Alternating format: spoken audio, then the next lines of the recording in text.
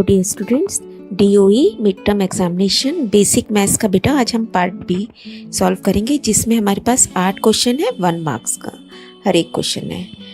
तो first 21st question में हमें कुछ फिल इन द ब्लैंक्स करने हैं।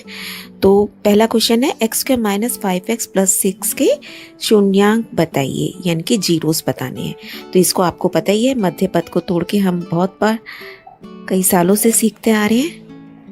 ABC लिख लेंगे हम इसके, B is -5, C is 6, गुणा करने पर AC आना चाहिए जो कि 6 है। 6 के 2 फैक्टर आपको इस तरीके से करने हैं कि जमा या घटा करें तो घटा 5 मिल जाए और गुणा करने पर 6 मिले। तो हमने टर्म्स सोच लिए, घटा 3 घटा 2, गुणा करोगे तो 6 बन जाएगा और वैसे जमा करने पे घटा 5।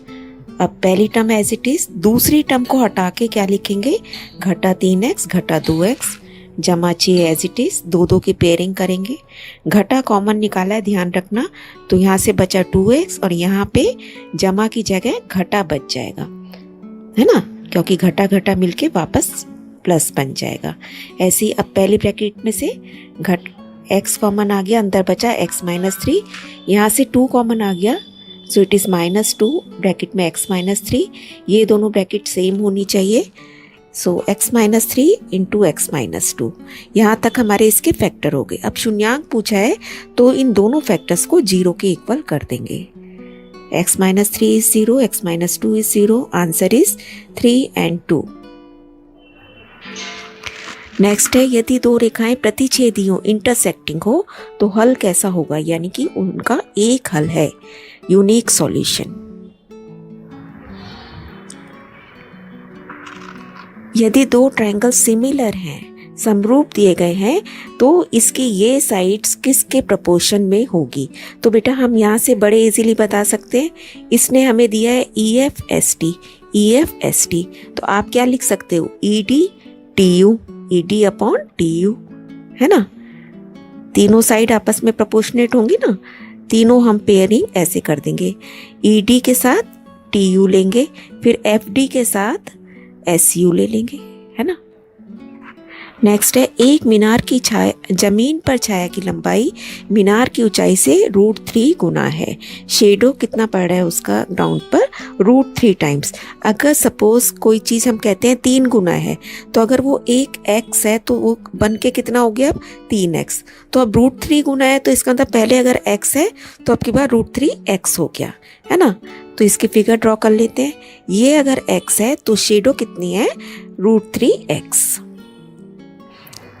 और एंगल हमें निकालना है। अब परपेंडिकुलर और बेस में कौन सा रेशो लगता है एंगल का, tan थीटा, इसको हमने थीटा बोल दिया। अब देखिए x से x कट गया, हमारे पास क्या रह गया, 1/√3, और tan थीटा 1/√3 कहाँ पर होता है, 30 डिग्री पे, तो आंसर बन गया 30 डिग्री। ये सारा काम हमें वहाँ पे कैलकुलेशन करके दिखानी है ना। डायरेक्ट आप तो कोई ऐसे तो अपने एजम्पशन से नहीं लिख सकते ना बेटा आंसर, तो इसलिए ये सारा कुछ वर्क आपको वहाँ पेपर में करके दिखाना है। नाउ B - A + C का वैल्यू बताइए। तो यहाँ पे CF और F हमें दोनों दिए गए, 12 12, फिर 12 से 25 हो जाता है। इसका मतलब 12 में क्या जोड़ें कि ये 25 हो गया, तो 25 में से आप 12 घटा के देख लेंगे तो हमें A पता चल जाएगा, 13 आ गया। ऐसे ही 13 और 10, इसका मतलब 25 और 10 कितना बन जाएगा यहाँ पे अगला आंसर। अगली कॉम्युलेटिव फ्रीक्वेंसी संचयी बारंबारता आपकी क्या बन जाएगी, ये 10 है, ये 25 है, तो 25 में 10 जोड़ेंगे तो 35 हो गया। अब देखिए यहाँ 35 आ गया, 35 में आपने क्या जोड़ा होगा कि 43 बन जाए, है ना। तो 43 में से 35 माइनस कर लेंगे तो C आ गया 8। अब इसकी वैल्यू रख लेंगे, B है हमारा 35 घटा 13 जमा 8, तो घटा 13 जमा 8 घटा 5 बचा, और ये बन गया फाइनली 30। नेक्स्ट है या चॉइस में है बेटा, इसके साथ एक क्वेश्चन करना है। प्रथम 5 विषम प्रकृत संख्याओं का माध्य बताइए। फर्स्ट 5 ऑड नेचुरल नंबर्स, तो 1 भी काउंट होगा, 3 5 7 9, क्लियरली पता चल रहा है मीन भी 5 ही होगा, है ना। अदरवाइज आप जोड़ के भी कर सकते हैं, इसे सबको जोड़ के 5 से भाग करेंगे, आंसर इज 5। नेक्स्ट है ट्रू और फॉल्स हमें बताने, किसी भी n के लिए 38 की पावर n शून्य पर समाप्त होती है। बेटा कभी भी कोई भी टर्म शून्य पर जब भी समाप्त हो सकती है जब भी वो 2 के टेबल में भी आए और 5 के टेबल में भी आए। अब 38 2 से तो भाग हो जाएगा लेकिन 5 से तो नहीं होगा ना, तो इसका मतलब ये स्टेटमेंट गलत है, ये दिस इज फॉल्स। अब वर्गमूल 12 गुणा वर्गमूल 27 एक परिमेय संख्या है, इसे सॉल्व करके देख लेते हैं फैक्टर करके इसके।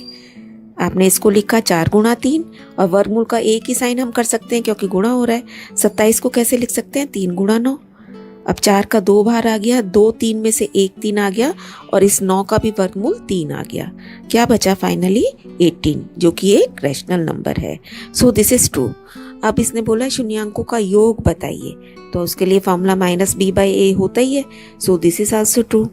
नेक्स्ट है युग्म आश्रित हैं, मतलब एक ही लाइन बनेगी, तो इसकी चेकिंग हम करके देखेंगे। a1/a2, 1 यहाँ से 3 यहाँ से 1/3, फिर 2 यहाँ से 6 यहाँ से, दिस इज आल्सो 1/3। ये बनेगा -3 -10, यानी कि ये तीसरा वाला बराबर नहीं है, तो ऐसे केस में तो नो सॉल्यूशन होती है, तो ये हो गया हमारा फॉल्स। 2 चरों वालों रैखिक समीकरण को संगत कहा जाता है यदि उनका एक हल हो, यूनिक सॉल्यूशन हो, ये ठीक है। सभी त्रिभुज समरूप होते हैं, all triangles are similar, no, है ना बेटा। एक ही अगर इक्विलेटरल ट्रायंगल है तो हम सिमिलर कह सकते हैं उन्हें, अदरवाइज सारे ट्रायंगल आपस में सिमिलर नहीं होते। नेक्स्ट हमें प्रूफ करना है इसको एक भाज्य संख्या है या कंपोजिट नंबर है। अब कंपोजिट नंबर क्या होता है, जिसके 2 से ज़्यादा फैक्टर होते हैं, जो 2 से ज़्यादा संख्याओं से भाग हो जाए। तो पहले हम इसे देखते हैं ये इसके कितने फैक्टर बन सकते हैं। अब ये एक टर्म है, ये एक टर्म है, जितने भी गुणा और भाग हो रहे होते हैं वो एक ही टर्म मानी जाती है। प्लस या माइनस होते हैं तो टर्म वो चेंज हो जाती है। अब इन दोनों टर्म्स में से हम क्या कॉमन निकाल सकते हैं 11, इसको बाहर रख दिया, अंदर बचा 7 गुणा 13 और यहाँ से क्या बचा सिर्फ 1। इसको सॉल्व किया 91 + 1, देखो 11 गुणा 92। अब देखो इसके आप क्या क्या फैक्टर लिख सकते हो। 92 2 से भाग होगा, फिर 4 से भी हो सकता है ना, और 23 आएगा। इसका मतलब अब इसके क्या क्या फैक्टर बने 11 23 1 2 4, है ना, 46 92, कितने फैक्टर्स बन गए, तो 2 से ज़्यादा हैं, इसलिए यह एक कंपोजिट नंबर है, भाज्य संख्या है। नेक्स्ट है 2 प्राकृत संख्याओं का योग 25 है। तो हमने संख्याएं मान ली x और y, सीधा आप पहले लिखेंगे यहाँ पे, है ना, एक संख्या x है दूसरी y है, तो इनका योग कितना दिया है 25, तो लिख लिया x + y 25 और दोनों को माइनस करेंगे तो 7 आता है। अब सिर्फ हमें इक्वेशन सॉल्व करनी है जो कि आपको बहुत अच्छे से आता है। सिंपली अगर आप इनको ऐड कर दोगे तो y से y कैंसिल हो गया, x + x 2x = 32, x आ गया 16, x 16 है तो आप बता सकते हो y आ गया आपका सीधा 9। चॉइस में इसके पास सीधा डायरेक्ट इक्वेशन हमें सॉल्व करने को दे रखी है, x + y = 5, x - y, again कितना इजी क्वेश्चन है ना। Answer is 3 2। नेक्स्ट है इन दोनों बिंदुओं को मिलाने वाले रेखाखंड के मध्य बिंदु बताइए। 1 नंबर में पहले भी हम पार्ट ए में कर चुके हैं ऐसे क्वेश्चन। मध्य बिंदु का मतलब x में x जोड़ दो, 0 + 3 / 2, 4 + 0 / 2, हमेशा बटे में 2 आता है मध्य बिंदु में। ये बन गया 3/2 और ये बन गया 4/2, यानी कि 1.5 और 2 आंसर। नेक्स्ट है चॉइस में दोनों बिंदुओं के बीच की दूरी बताइए। डिस्टेंस फॉर्मूला आपको आता है यहाँ पे 3 - -5, एक माइनस हमें लगाना है, एक इसका अपना है। अब इसे सॉल्व करना है बस। 2 में से 4 गए, -2 का स्क्वायर, ये बन गया 3 + 5, है ना बेटा, तो ये बन गया 4 + 8 square, this is 64, answer is √68 units. Next है cot θ = 2/3, तो tan θ बताइए। दोनों एक दूसरे के उल्टे होते हैं, रेसिप्रोकल होते हैं, है ना, तो ये 2/3 है तो वो 3/2 हो जाएगा। tan θ is 3/2।